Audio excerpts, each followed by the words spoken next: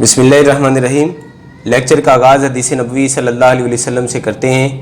हदीस का मफ़हूम है, अल्लाह के नबी सल्लल्लाहु अलैहि वसल्लम फरमाते हैं, अल्लाह के गुस्से को ठंडा करने वाली चीज़ सदका है।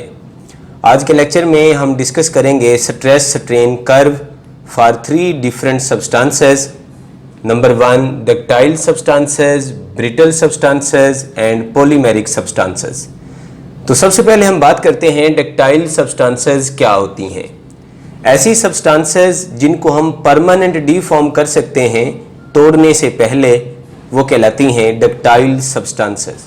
Substances which undergoes plasticity until they break are called ductile substances. इनकी एग्जांपल्स हैं lead, copper, wrought iron etcetera.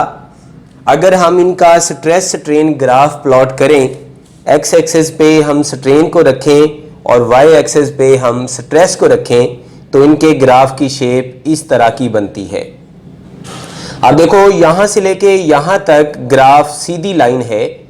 Graph straight line होने का मतलब stress is directly proportional to strain, और ये वो मैक्सिमम स्ट्रेस है जहाँ तक स्ट्रेस स्ट्रेन के डायरेक्टली प्रोपोर्शनल है। इस मैक्सिमम स्ट्रेस को प्रोपोर्शनल लिमिट कहते हैं। अब हम ये तरतीब से क्वांटिटीज डिस्कस करेंगे। एक बार यूएचएस में यही क्वेश्चन आया हुआ है कि आपने तरतीब बतानी है कि पहले कौन सी लिमिट आएगी फिर कौन सी आएगी। तो सबसे पहले प्रोपोर्शनल लिमिट मिलेगी। प्रोपोर्शनल लिमिट वो मैक्सिमम स्ट्रेस है जहाँ तक स्ट्रेस और स्ट्रेन डायरेक्टली प्रोपोर्शनल है। Maximum stress that material can endure without losing straight line proportionality is called proportional limit। अब क्योंकि ये स्ट्रेस है तो इसका यूनिट भी स्ट्रेस वाला होगा, यानी पास्कल। अब देखो, इसके बाद ग्राफ थोड़ा टेढ़ा हो गया, इसका मतलब अब प्रोपोर्शनैलिटी ख़त्म हो गई है, लेकिन इलास्टिसिटी अब भी मौजूद है।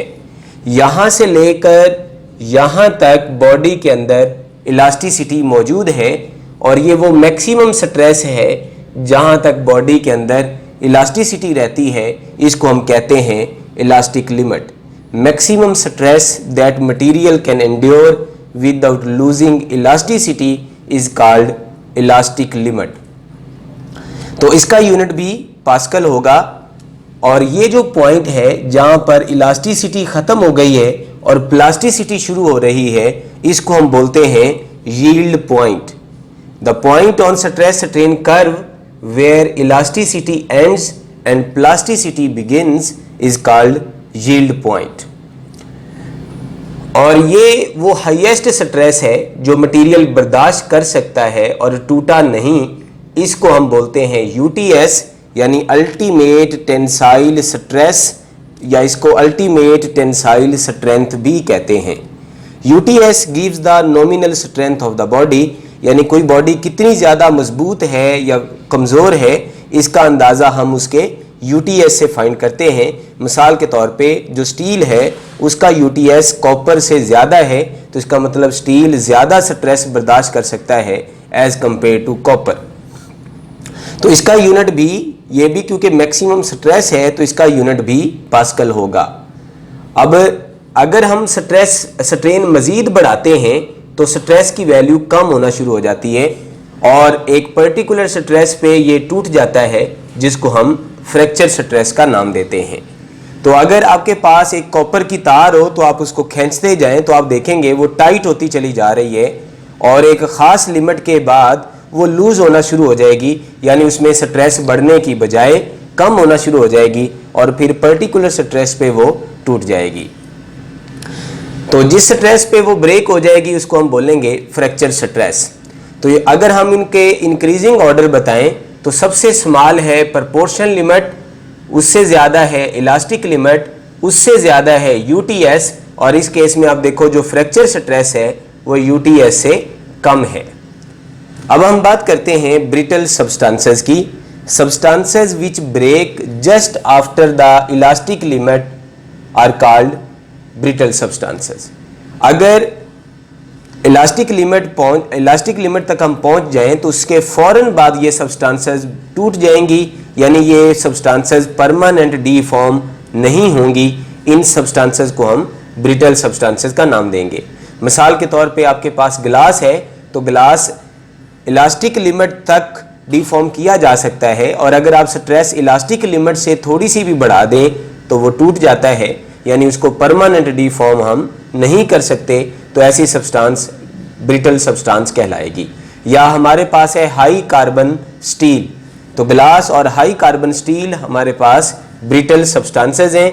अगर हम इनका ग्राफ प्लॉट करें तो इनका ग्राफ भी तकरीबन पहले की तरह है, लेकिन अब जस्ट हम ड्रा करेंगे इलास्टिक लिमिट तक, क्योंकि इलास्टिक लिमिट के फौरन बाद ये टूट जाएंगे।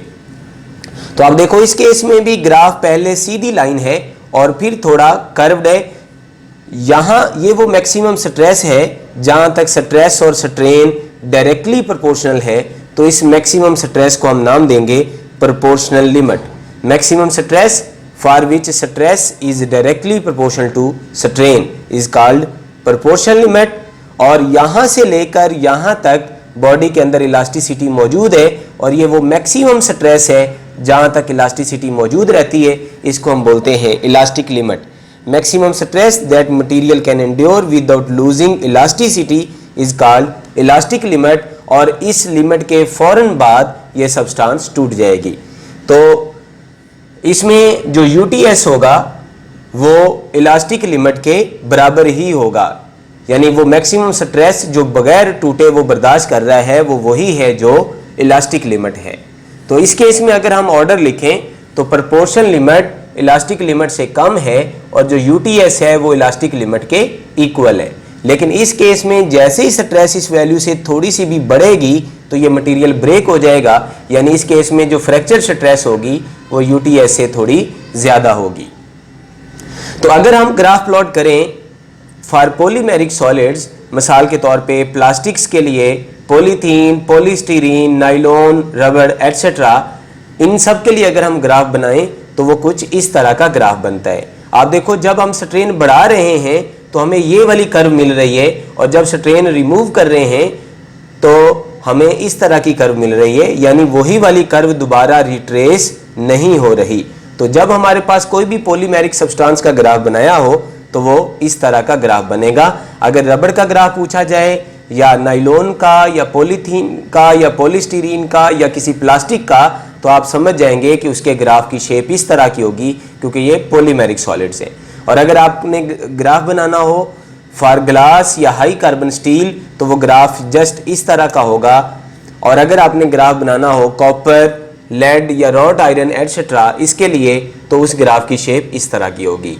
ये वो पॉइंट है जिसके बाद प्लास्टिसिटी शुरू हो जाती है, और इस पॉइंट से पहले पहले इलास्टिसिटी मौजूद रहती है। Thank you so much. अल्लाह हाफिज़।